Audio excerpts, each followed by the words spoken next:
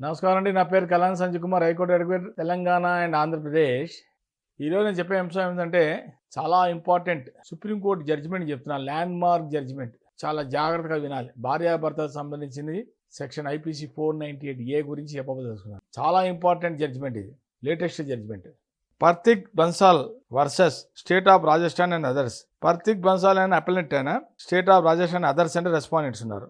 ఈ కేసులో ముఖ్యంగా 498 దీంట్లో చెప్పేది ఏంటంటే, వాళ్ళిద్దరూ భార్యాభర్తలు వాళ్ళు ఒక ఇంటర్నెట్లో చూసుకొని ఒకళ్ళు ఇష్టపడి వాళ్ళు మ్యారేజ్ చేసుకోవడం జరిగింది. రెస్పాండెంట్ వచ్చి ఆవిడ DSP, deputy superintendent of police. Appellant వచ్చి చార్టర్డ్ అకౌంటెంట్. వీళ్ళిద్దరూ ఒకళ్ళు అనుకున్నారు, వివాహం చేసుకోవడం జరిగింది. వీళ్ళది ఎంగేజ్మెంట్ వచ్చి 18/2/2015. ఎక్కడైందంటే took place thereafter and 21/3/2015 the marriage was solemnised at ఉదయ్పూర్లో వాళ్ళ వివాహం జరగడం జరిగింది. అయితే ఇక్కడ విషయం ఏంటంటే, రెస్పాండెంట్ 2 ఎవరు, వాళ్ళ ఫాదర్ ఒక కంప్లైంట్ ఇచ్చాడు. రాజస్థాన్లో 2 ప్లేసులు, ఒకటి హిసార్, రెండవది వచ్చి ఉదయ్పూర్. ఆ అమ్మాయి ఉండే ప్రాంతం వచ్చి ఉదయ్పూర్. కాకపోతే వాళ్ళ ఫాదర్ ఏం చేశాడంటే, రెస్పాండెంట్ 3 వచ్చి అమ్మాయి, ఫాదర్ వచ్చి రెస్పాండెంట్ 2.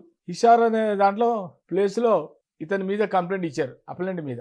ఏమని ఇచ్చాడు, మా అమ్మాయిని హెరాస్ చేస్తున్నాడు, ఇబ్బంది పెడుతున్నాడు అని చెప్పి అక్కడ ఈమె తరఫున అక్కడ ఎఫ్ఐఆర్ బుక్ చేయడం జరిగింది.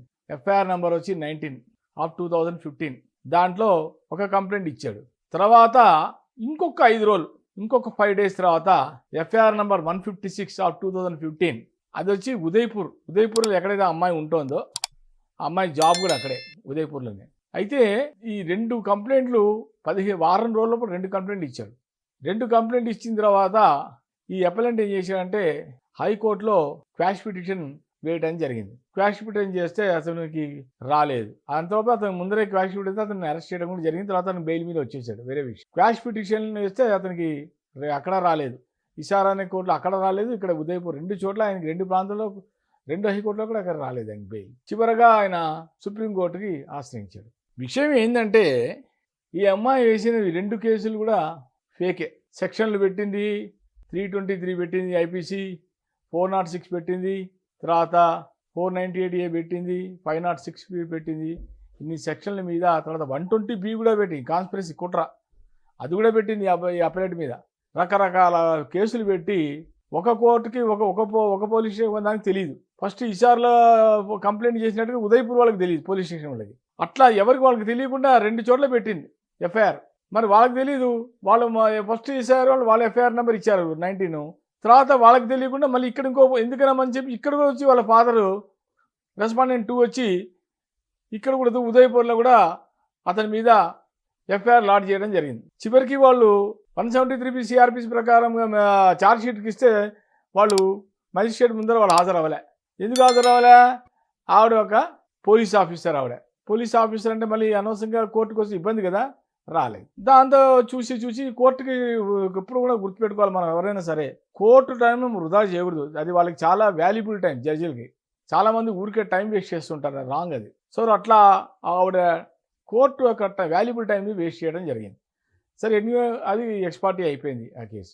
చివరగా అతనికి సుప్రీంకోర్టులో అతనికి క్వాష్ అయింది. 482 సిఆర్పిసి ప్రకారం క్వాష్ అయింది. క్వాష్ అయితే సుప్రీంకోర్టు ఏం చెప్పిందంటే, అనవసరంగా అతని మీద నిందారోపణలు చేసి ఈయన అమ్మాయి రెస్పాండెంట్ చేసినంటే 50 lakhs కారు, ఇన్నోవా కారు అడిగాడు, కొనమన్నాడు. తర్వాత జ్యువెలరీ అడిగాడు, ఇవన్నీ లేనిపోయిన అడిగాడు అని చెప్పని ఆయన వేసిన ఎఫ్ఐఆర్లో అవన్నీ ప్రూవ్ చేసుకోలేకపోయింది. అన్నీ ఉత్తుత్తి మాటలే, అన్నీ అబద్ధాలే. దీనివల్ల ఏమైందంటే, పరిణామం ఏమైందంటే, సుప్రీంకోర్టు చాలా క్లియర్గా చాలా బ్రహ్మాండంగా జడ్జిమెంట్ ఇచ్చింది.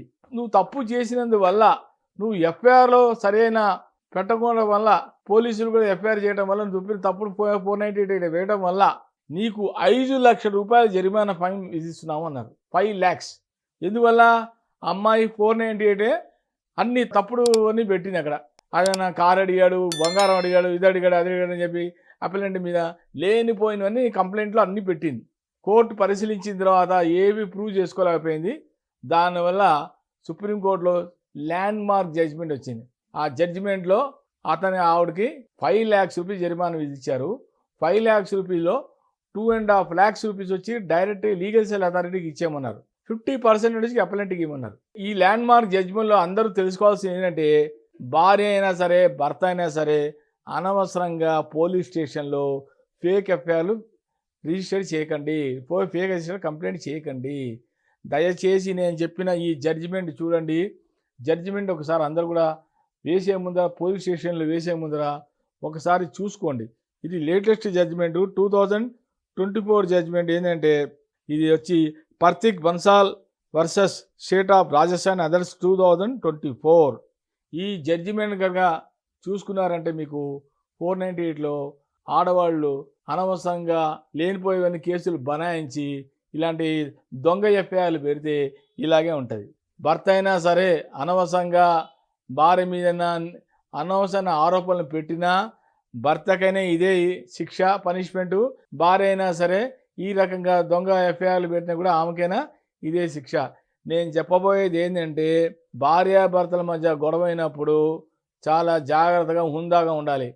ప్రతి చిన్న మాటకి చీటికి మాటకి వెళ్ళి ఎన్ఐఆర్లో పోలీస్ స్టేషన్ వెళ్ళి ఎఫ్ఐఆర్ లాడ్ చేసి ఆ ఎఫ్ఐఆర్లో కనుక తప్పుడు సమాచారం ఇస్తే, రాంగ్ ఇన్ఫర్మేషన్ ఇచ్చి ఎవరైనా సరే, బోత్ హస్బెండ్ అయినా సరే భార్య అయినా సరే హస్బెండ్ అయినా సరే ఇద్దరు కూడా రేపు పొద్దున ఫైన్ అయ్యే ఆస్కారం ఉంటుంది. ఇప్పుడు చెప్పాక నేను జడ్జిమెంట్లో 5 lakhs రూపీస్ నా అమ్మాయికి పడింది తప్పుడు ఎఫ్ఐఆర్ లాడ్ చేసినందుకు. ఒక ఎఫ్ఐఆర్ వచ్చి 19, ఇంకో రెండో ఎఫ్ఐఆర్ వచ్చి 156. 2 ఎఫ్ఐఆర్లు సేమ్ ఎలిగేషన్స్ పెట్టింది. ఫస్ట్ ఎఫ్ఐఆర్లో ఏం ఎలిగేషన్ పెట్టిండో సెకండ్ ఎలిగేషన్లో సేమ్ ఎలిగేషన్ పెట్టడం వల్ల ఆ అమ్మాయికి 5 లక్షల రూపాయలు సుప్రీంకోర్టు వాళ్ళు ఫైన్ చేయడం వల్ల కట్టమని చెప్పింది. కోర్టు కట్టమని 5 లక్షల రూపాయలు. ఎందువల్ల కేవలం తన యొక్క నెగ్లిజెన్స్ వల్ల, అబద్ధపు ఎఫ్ఐఆర్లు లాడ్ చేయడం వల్ల ఈ రకంగా ఫైన్ వేయడం జరిగింది. నేను చెప్పబోయేది ఏంటంటే, ఆడవాళ్ళైనా సరే మగవాళ్ళైనా పోలీస్ స్టేషన్లో వేసేటప్పుడు కంప్లైంట్ ఇచ్చేటప్పుడు చూసి కరెక్ట్గా ఇవ్వండి. ఫేక్ అని ఎఫ్ఐఆర్లు మటుకు చేయించకండి. నమస్కారం. నా వీడియో కనుక నచ్చితే కనుక లైక్ చేయండి, షేర్ చేయండి, సబ్స్క్రైబ్ చేయండి. Like, share, subscribe.